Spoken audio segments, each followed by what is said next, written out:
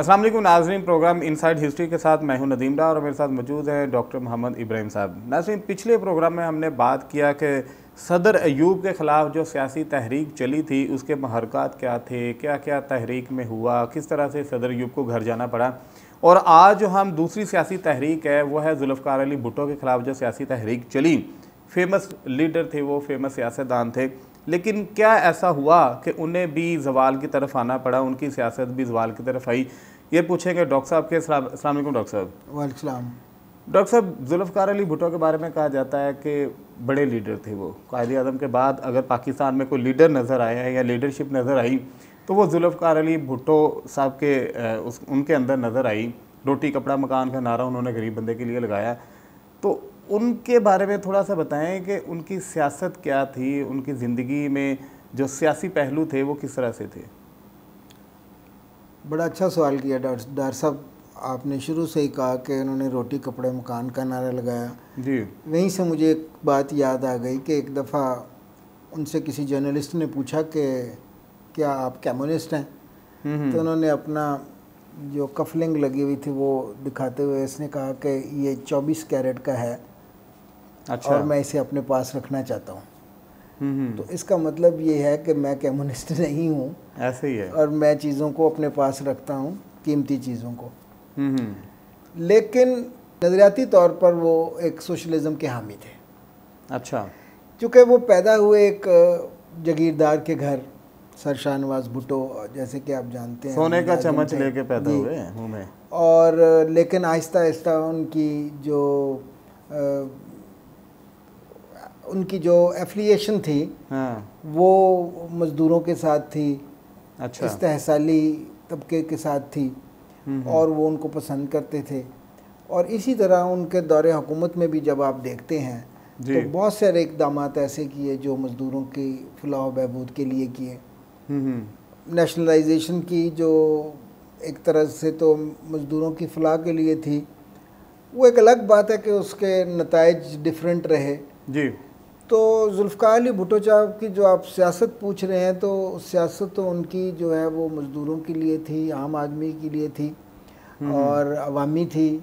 मैं चूँकि उन दिनों को अपनी नज़र से देखा है तो वाकई वो एक अवामी हुकूमत थी और आदमी एम्पावर्ड थे, मज़दूर भी एम्पावर्ड थे उनके ज़माने में। अब भुट्टो साहब का अगर अक्सर आप जिक्र करते हैं कि उनकी हुकूमत दौर आपको अच्छी तरह से याद है वो। जी जी, वो कई लोगों ने, मतलब मैंने, हमारे एक शेर अली साहब होते थे तो उन्होंने जेब में मोहर रखी होती थी। अच्छा। जो कोई भी उनसे रिकमेंड करवाने आता था तो वो जेब से निकाल के उसकी मोहर को लगा देते थे। तो अच्छा। ये अवामी दौर ही था, बिल्कुल, जिसमें अवाम जो है वो ज़्यादा करीब थे। थाने जाना हो या हॉस्पिटल जाना हो, लोग फ़ौरन साथ चलते थे, काम हाँ जी हो जाते थे। तो वो वाकई उनकी हुकूमत जो है वो एक अवामी हुकूमत थी। जुल्फ़िकार अली भुट्टो साहब के ज़माने में बहुत अहम काम किए गए, जैसे कि जो कादियानियों को नॉन मुस्लिम करार दिया गया। इसी तरह उन्होंने जो कॉन्स्टिट्यूशन बनाया 1973 का कॉन्स्टिट्यूशन, उस पर भी मुत्तफ़िक़ा तौर पर तमाम सियासतदानों ने दस्तखत किए। सबसे बड़ी अचीवमेंट उनकी वो थी। जी। फिर उसके बाद ये है कि उस कॉन्स्टिट्यूशन की इस्लामी दफ़ात भी थी, यानी इस्लामी तौर पर भी बहुत सी ऐसी कोशिशें की गई जो इस पाकिस्तान की इस्लामी सरबुलंदी के लिए, इस्लाम की सरबुलंदी के लिए की गई, पाकिस्तान की सरबुलंदी के लिए की गई। बहुत सारे ऐसे काम थे जो उनके दौर में हुए।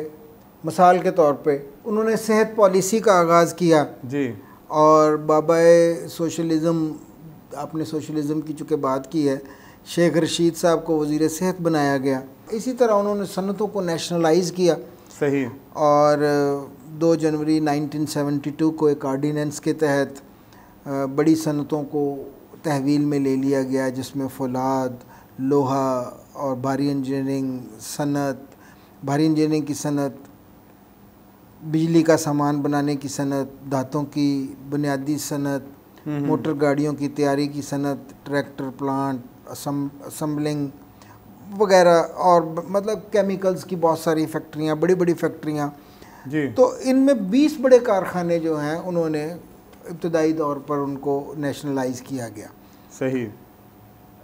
उन्होंने बुनियादी ज़रूरियात ज़िंदगी के मतलब भी सनतों को सरकारी तहवील में लिया। मिसाल के तौर पर घी मिलें, हुकूमत के कब्ज़े में आ गई, और राइस की मिलें, जिनिंग फैक्ट्रीज़, चनाचे 659 सॉरी, यानी 659 कारखाने जो हैं वो उन्होंने ले लिए। कपास के 1523 कारखाने उन्होंने चावल के, और इसी तरह 122 फ्लोर मिलें नेशनलाइज्ड की गई। तो इस नेशनलाइज पॉलिसी को अगर हम देखें, तनकीदी जायज़ा लें, तो इसके बेशुमार नुकसानात हुए। इस पॉलिसी का सबसे बड़ा नुकसान ये हुआ कि मज़दूर जो है मज़दूर ने अपनी मनमानी करना शुरू कर दी, क्योंकि मालिक तो वहाँ पर रहा नहीं, और एक बोर्ड बना दिया गया जो इन कारखानों को चलाता था, और हुकूमत की सरपरस्ती में वो चलते थे जी। और इस तरह मज़दूर जो है वो हड़तालें करते थे रोज़ बरोज़।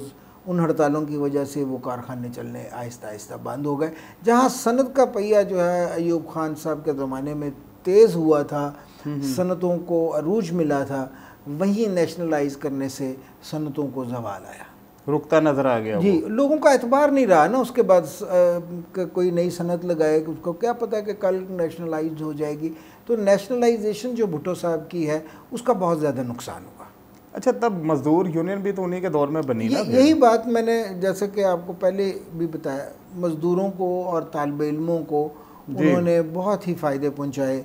अपने दौरे हुकूमत में उनके लिए ऐसी पॉलिसीज़ बनाई जिनको उनको कंफर्टेबल किया गया। इसी तरह उन्होंने ज़रई इस्लाहात की जी, और आवाम की चूँकि अक्सरियत ज़राअत के पेशे से ताल्लुक़ रखती है, और भुट्टो साहब ने जागीरदार होने के बावजूद 1 मार्च 1972 को ज़रई इस्लाहात नाफिज की। ज़रई इस्लाहात दौलताना साहब के ज़माने में हुई थी जी, जिसमें 500 एकड़ नहरी और 1000 एकड़ बारानी जो है वो हद मुकर्रर की गई थी। लेकिन भुट्टो साहब के ज़माने में उसको कम करके 150 एकड़ नहरी और 300 एकड़ बारानी जो है उसकी हद मुकर्रर की गई। सही। इस तरह उन्होंने ज़मींदारों को मज़ीद तोड़ा और उनसे बिला मुआवजा ज़मीनें हासिल की, और फिर वो बिला मुआवजा ज़मीनें जो हैं वो गरीबों में तकसीम कर दी। आपने देखा होगा कि भुट्टो साहब के ज़माने में बहुत सारी ज़मीनें जो हैं वो हारियों को वो बांट दी गई थी। सही। इसी तरह सरकारी मुलाजमीन को भी दौरान मुलाजमत और या बाद अज़ रिटायरमेंट हासिल करदा ज़मीन की हद 100 एकड़ मुकर्रर कर दी गई, और मुज़ारिन को बहुत ज़्यादा फैसिलिटेट किया गया, उनकी बेदखली पर पाबंदी लगा दी गई, और मुज़ारिन को ज़मीन फ़रोख्त करने की सूरत में हक़ शुफ़ा का भी जो है वो हक़ दिया गया। सही। तो इस तरह बहुत सारी ऐसे इक़दामात ज़रूरी तौर पर किए जो ज़ुल्फ़िकार अली भुट्टो ने, जो कि एक गरीब आदमी और गरीब किसान के फेवर में जाते थे।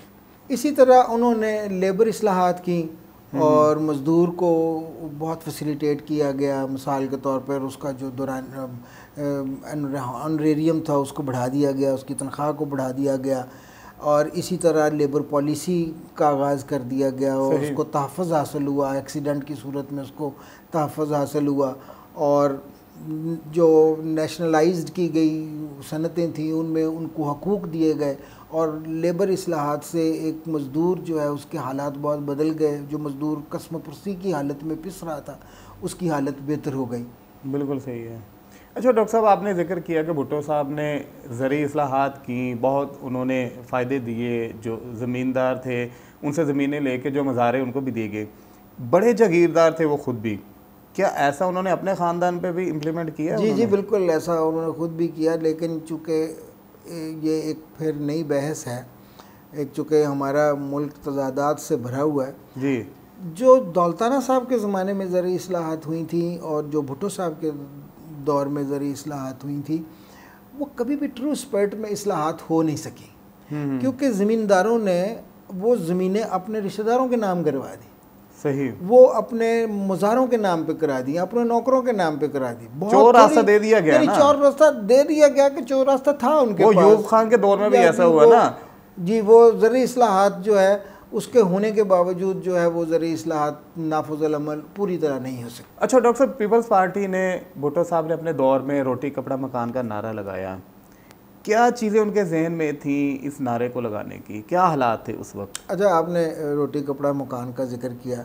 हम इसको पहले डिस्कस कर लेते हैं कि रोटी कपड़ा और मकान से क्या मुराद थी उनकी जी। उस ज़माने में ये नारा क्यों लगा और इसकी क्या बैकग्राउंड थी। जैसा कि हमने पहले भी जिक्र किया कि जुल्फ़िकार अली भुट्टो साहब सोशलिस्ट रुझानात रखते थे जी, और तरक्की पसंद जमात बनाना चाहते थे और जागीरदारी के सिस्टम से इस कौम को निकालना चाहते थे। हालांकि वो खुद भी एक जागीरदार थे, बड़े जागीरदार थे। लिहाजा उन्होंने जो मंशूर अपनाया उसके एक नुकात तो ये था कि इस्लाम हमारा दीन है, सही, सोशलिज़म हमारी मईशत है, जमहूरियत हमारी सियासत है और ताकत का सरचश्मा आवाम है। बिल्कुल सही है। लिहाजा पाकिस्तान पीपल्स पार्टी की तंजीम जो है वो चीन की कम्युनिस्ट पार्टी के तर्ज पर बनाई गई। चेयरमैन जुल्फ़िकार अली भुट्टो को वसी इख्तियारात हासिल थे, सही, और उनकी ज़ात को कौमी हीरो की हैसियत से पेश किया गया। और चूँकि ऐलान ताशकंद के बाद लोगों ने उनके साथ बहुत मोहब्बत करना शुरू कर दी थी और इस वजह से उन्होंने लोगों को अपने साथ अट्रैक्ट करने के लिए रोटी कपड़ा और मकान का नारा लगाया। और ये जो रोटी कपड़ा और मकान है जी डॉक्टर साहब, आप देखें कि उस वक़्त सबसे बड़ा मसला ही रोटी कपड़ा और मकान था, क्योंकि पाकिस्तान बने हुए अभी कोई ज़्यादा अरसा नहीं हो चुका था और जो इब्तदाई साल थे वो तो पहले ही कसम पुरसी और मुसीबत में थे। 10 साल मुश्किल के थे, बहुत मुश्किल के हालात थे जिसकी वजह से अवाम पिस चुके थे। और फिर उसके बाद अयूब खान साहब के दौर में चूँकि सनतें बहुत सारी लगीं, लेकिन दौलत चंद लोगों के हाथ में आई। दौलत आम लोगों के पास नहीं गई, अवामुल नास के पास नहीं गई। और इस बात का सारी दुनिया को पता था, तमाम लीडरों को पता था, और अवाम मर रहे थे। और जिस तरह चीनी के ऊपर जो अयूब खान साहब के ख़िलाफ़ जो नाराबाजी हुई और अयूब खान साहब के ख़िलाफ़ एक तहरीक चली, उसका तदारक था सब लोगों को। और इसी वजह से जुल्फ़िकार अली भुट्टो साहब ने ये वादा किया था कि हम रोटी कपड़ा और मकान देंगे। बिल्कुल सही है। और रोटी कपड़ा और मकान ही सबसे बड़ा। आज भी ये देखें ना, इमरान खान साहब का क्या नारा है कि हम इतने लाख मकान बना के देंगे, 50 लाख घर, ठीक है, 1 करोड़ नौकरियां, 1 करोड़ नौकरियां। आज भी वही नारा है ना। तो आज भी लोगों का वही मसला है, रोटी कपड़ा और मकान। सियासी नारे हैं ना ये, तो फिर मसला है सियासी नारा होना और चीज़ है सर। देखिए, रोटी कपड़ा मकान का उन्होंने नारा लगाया, अब तक चल रहा है। किसी को उस तरह से ना रोटी मिली सही तरह से, ना कपड़ा मिला, ना मकान मिला। इसी तरह इमरान खान साहब के नारे, शहबाज शरीफ के नारे, जितनी भी सियासी जमातें आईं सब ने नारे लगाए। क्या समझते हैं कि ये सिर्फ सियासी नारे हैं, सियासी दावे इनके? शुक्र करें आप पाकिस्तान में हैं डॉक्टर साहब, यकीन करें, शुक्र करें। और हम बहुत अच्छा खा रहे हैं, सब लोग खा रहे हैं, ठीक है, गुर्बत भी है, बहुत बुरे हालात भी हैं। मैंने अभी कल एक फ़िल्म देखी है इंडिया की, ये जो 1984 के ऊपर जोगी फिल्म बनाई है उन्होंने जी। एक ही दिन में जब इंदिरा गांधी को कत्ल किया गया, एक ही दिन में उन सिखों की ज़िंदगी बदल गई। सही। और वो उस मुल्क में रहते हुए भी वो उस मुल्क के दुश्मन ठहराए गए। और जिस तरह उस फिल्म में पेंट किया गया, यकीन करें कि मैं उस फिल्म को देखकर मैंने सलूट मारा कायदे आज़म को। मैंने कहा या अल्लाह तुम्हारा शुक्र है और कायदे आज़म साहब का शुक्र है कि उन्होंने पाकिस्तान बना दिया और हम चैन की नींद सो रहे हैं। बाकी मसाइल अपनी जगह पर हैं। बिल्कुल सही है। ये अभी आपने चूँकि मुझे जज्बाती कर दिया कि ये नारा है, नारा लगता है, हम कंफर्टेबल भी हैं और नारा भी है और बुरे हालात भी हैं। तो इस तरह जुल्फ़िकार अली भुट्टो साहब का जो ज़माना था उसमें कॉन्स्टिट्यूशन मिला और लेबर इस्लाहात हुई, मुआशी तरक्की के लिए कोशिश की गई और कादियानियों को जो है वो नॉन मुस्लिम करार दिया गया। तो बहुत सारे अच्छे काम हुए उनके दौर में। अच्छा डॉक्टर साहब, भुट्टो साहब ने इतने अच्छे काम किए, ज़ाहिर है आपने उनका दौर भी देखा है, हमने पढ़ा, तो क्या वजूहात बनी इतने अच्छे काम करने के बावजूद उनके ख़िलाफ़ एक सियासी तहरीक का आगाज़ हुआ, फिर उन्होंने एक नारा लगाया इधर हम उधर तुम, इसकी क्या वजूहात थी, इसके बारे में बताएं। आपने 2 सवाल किए हैं, पहले मैं एक का जवाब दे दूं कि आपने कहा इधर हम उधर तुम का नारा, ये हमारे एक सहाफ़ी होते थे अब्बास अतर साहब, उन्होंने ये हेडलाइन लगाई थी अपने अखबार में जिसके वो एडिटर थे जी। उसकी बैकग्राउंड ये है कि चूँकि ईस्ट पाकिस्तान में इलेक्शन शेख मुजीबुर रहमान जीत गए थे, सही, उनकी अक्सरियत थी ईस्ट पाकिस्तान में, और वेस्ट पाकिस्तान में पाकिस्तान पीपल्स पार्टी की अक्सरियत थी, जुल्फ़िकार अली भुट्टो साहब की अक्सरियत थी। सही। तो भुट्टो साहब ने ये नहीं कहा कि इधर तुम उधर हम, लोग कहते हैं उनके नाम के साथ मंसूब करते हैं कि जिन्होंने कहा जो ढाका जाएगा मैं उसकी टांगे तोड़ दूंगा। अच्छा, ये भुट्टो साहब ने कहा या नहीं कहा, हमने अखबारों में ही सुना, और अखबारों में हर चीज़ सच नहीं होती। किसी तारीखदान ने, मुस्तनद तारीखदान ने इसके बारे में कोई हवाला नहीं है, लेकिन ना ये हवाला है कि उन्होंने ऐसा कहा कि उधर तुम इधर हम, ये उसकी क्या बैकग्राउंड है। लेकिन ये एक सियासी नारा ज़रूर था, जिस नारे से बहुत ज़्यादा नुकसान भी हुआ और मुल्क फिर आपके सामने है दो लख्त हो गया, और उधर बांग्लादेश बन गया, और फिर पाकिस्तान ने उसको तस्लीम भी किया। जी जी। अब जहाँ तक उनके ज़वाल के असबाब हैं, तो उनमें से सबसे बड़ा जो उनका ज़वाल का असबाब उनकी पर्सनैलिटी थी। सही। कि वो कुछ एक तो हट दरम हो गए थे, आई एम सॉरी, कुछ वो बहुत ज़्यादा जज्बाती हो जाते थे, जोशीले तो बहुत ही थे, जज्बाती हो जाते थे, और कुछ वो अपने आप को शायद कुछ समझने लग गए थे। जागीरदार तो थे ही, समझना तो था डॉक्टर साहब। जागीरदार होना, या वो अपने आप को ये समझने लग गए थे कि वो इंडिस्पेंसिबल है। बहुत फेमस हो चुके कोई हैं। भी इंडिस्पेंसिबल नहीं होता, ना लीडर इंडिस्पेंसिबल होता है, ना आवाम, ना कोई आम आदमी, ना कोई ओहदेदार। ये सब अल्लाह ताला का खेल है, वो जिसको चाहे इज़्ज़त दे, जिसको चाहे ज़िल्लत दे। लेकिन चूँकि उनके क्या नाकामी के असबाब थे, तो वो ये थे कि सबसे पहले ये था कि भारतीय जारहियत का ख़तरा था। जी। आपके सामने ही है कि 1971 की जंग में क्या हुआ, और फिर वो जंगी कैदी हमारे वहाँ पर 90,000 थे, और फिर वो जुल्फ़िकार अली भुट्टो साहब ने वहाँ पर जाकर शिमला माहदे के लिए उनको जो है वो रेस्क्यू किया, और फिर जिसकी वजह से अवाम में एक मायूसी फैल चुकी थी, और फ़ौजी जनरलों का तर्ज़ अमल जो है वो भी अब उस तरह का नहीं रहा था। सही। नारों की सियासत शुरू हो गई थी, और ब्यूरोक्रेसी जो है वो भी कोई इतनी काबिल एतमाद नहीं थी। लसानियत और सूबाइयत बहुत ज़्यादा शुरू हो चुकी थी। सही। फिर वो जो बंगाली अफसरान थे वो भी मनमानियाँ कर रहे थे, उनसे जान छुड़ाना भी बहुत मुश्किल थी, और फिर मईशत आहिस्ता आहिस्ता तबाह हाल की तरफ जा रही थी, क्योंकि भुट्टो साहब के ख़िलाफ़ एक तहरीक चली, और उस तहरीक में ये सब कुछ डूब गया। और मशरक़ी पाकिस्तान की अलहदगी की वजह से, चूँकि मुजीबुर रहमान साहब को जहाँ पर गिरफ़्तार किया हुआ था, वो डयाला जेल में थे, और फिर इस तरह मशरक़ी पाकिस्तान के तस्लीम करना पड़ा। फिर अहम फ़ैसलों का ऐलान करना पड़ा। इसी तरह हमूदुर रहमान कमीशन जो है उसका तकर्रर किया गया, और वो याह्या ख़ान के मार्शल लॉ के बारे में था, लेकिन याह्या ख़ान साहब के मार्शल लॉ के बारे में वो जो रिपोर्ट आई, वो रिपोर्ट कभी शाया ही नहीं हो सकी। बैंकों को कम लिया गया था, बैंकों से बहुत सारी रकम खुर्द बुर्द इधर उधर हुई, और रुपए की कीमत में बहुत ज़्यादा कमी आई। सही। जिसकी वजह से आहिस्ता आहिस्ता उनके ख़िलाफ़ जो है एक महाज बनता गया, लेकिन आखिर में जो उनकी तकरीर थी उससे उनके ख़िलाफ़ एक तहरीक शुरू हो गई, जिसे निज़ाम मुस्तफ़ा की तहरीक कहते हैं। सही। अच्छा डॉक्टर साहब, इनके खिलाफ सियासी तहरीक तो एक लंबी, आप ये कह लें, एक दास्तान है। वो फिर कई महीने चलती रही। कैसे आप इसको? मैंने वो तहरीक को खुद देखा है कि वो कई महीने चलती थी। एक तरफ 9 पार्टीज़ थी, और दूसरी तरफ भुट्टो साहब की ये जमात थी, पाकिस्तान पीपल्स पार्टी जी। तो इस तरह ये कई महीनों के ऊपर इसका जो है एहतजाज चलता रहा। कभी एक शहर से गिरफ्तारी, कभी दूसरे शहर से गिरफ्तारी। लोग रोज़ाना शाम को निकलते थे, जुलूस निकालते थे, गिरफ्तारी देते थे, और फिर इनके मुज़ाकरात होना शुरू हो गए। भुट्टो साहब, असगर खान साहब चूँकि दूसरी तरफ थे, असगर खान को बहुत कुछ भुट्टो साहब ने कहा। फिर मौलाना मुफ्ती महमूद साहब भी दूसरी तरफ थे। ये मुज़ाकरात होते थे, फिर नाकाम होते थे, मुज़ाकरात होते थे, फिर नाकाम होते थे। अल्टीमेटली जो है वो फिर मार्शल लॉ लगा दिया गया, और ज़िया-उल हक साहब ने कहा कि मैं 90 दिन के अंदर अंदर इंतखाबात कराऊँगा। वो 90 दिन कई सालों पर, वो तो 90 दिन अयूब खान ने भी कहा था, वो 90 दिन आए नहीं। अब बस वो 90 दिन फिर नहीं आते। इसी तरह मुशर्रफ साहब ने भी कहा था 90 दिन। वो फिर तो 90 दिन डॉक्टर साहब कहाँ आते हैं? वो इक़्तिदार का नशा डॉक्टर साहब, वो फिर कई दिन नहीं जाता। अगर आपको भी इक़्तिदार दे दें तो आप भी कई दिन निकाल देंगे।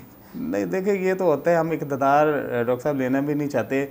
हमें पाकिस्तानी होने पे फ़ख्र है, और ये फ़ख्र ही कायम रहना चाहिए। आखिरी सवाल एक लाइन में बताइएगा, कहा जाता है कि भुट्टो साहब लीडर थे, भुट्टो साहब लीडर थे या सियासतदान थे? नहीं, भुट्टो साहब लीडर थे। मैं तो भुट्टो साहब को पर्सनली उनका एडमायरर हूँ। तो बड़ी खूबसूरत पर्सनालिटी के हामिल थे और दबंग किस्म के, दबंग और लीडर जैसे होते हैं। और आप उनकी खारजा पॉलिसी को देखें, मिथ ऑफ इंडिपेंडेंस उनकी किताब थी, तो वो फॉरेन पॉलिसी के ऊपर, तो वो बहुत ही कामयाब सियासतदान थे। बहैसियत वज़ीर ख़ारजा भी उनका बहुत ही एनविएबल अच्छा दौर है, अच्छा दौर था। फिर उन्होंने बहुत सारी कोशिशें जहाँ तक उनकी बसात थी वो की, लेकिन डॉक्टर साहब हर आदमी में अगर अच्छाई होती है तो कोई ना कोई खामी भी होती है। उनमें भी कोई खामी थी, वडेरे भी थे और जज्बाती भी थे, बहुत सारी खामियाँ उनके अंदर भी थी। लेकिन बाहर कैफ ये कोई इंसान जो है वो खामियों से मबरा नहीं, लेकिन बहुत बड़े लीडर थे। लीडर उन्हें मानते हैं आप? मैं उनको लीडर, क्योंकि अगला हमारा टॉपिक होगा जो अगली सियासी तहरीक है, वो सदर ज़ियाउल हक की सियासी तहरीक थी, उनके ख़िलाफ़ क्या सियासी तहरीक आई वो हम नाज़रीन को बताएंगे। नाज़रीन, आज का हमारा टॉपिक था कि जुल्फ़िकार अली भुट्टो के ख़िलाफ़ जो सियासी तहरीक आई उसके क्या महरुकात थे। भुट्टो साहब जो है वो एक लीडर थे, कोशिश उन्होंने की कि कौम को लेके चले, लेकिन उनके ख़िलाफ़ क्या महाजर आई हुई ये अभी किताबों में पढ़ते हैं, डॉक्टर साहब ने भी बताया। लेकिन लीडर बनना बहुत मुश्किल है, सियासतदान बनना बहुत आसान है। आजकल जितने हम अपने देख रहे हैं लोग जो कि पाकिस्तान को लीड करने की कोशिश करते हैं, लेकिन वो माजरत के साथ सियासतदान है, लीडर उनमें से कोई नहीं। इसके साथ ही मुझे और डॉक्टर साहब को इजाज़त दीजिए, अगले प्रोग्राम में मुलाकात होगी। अल्लाह हाफिज़।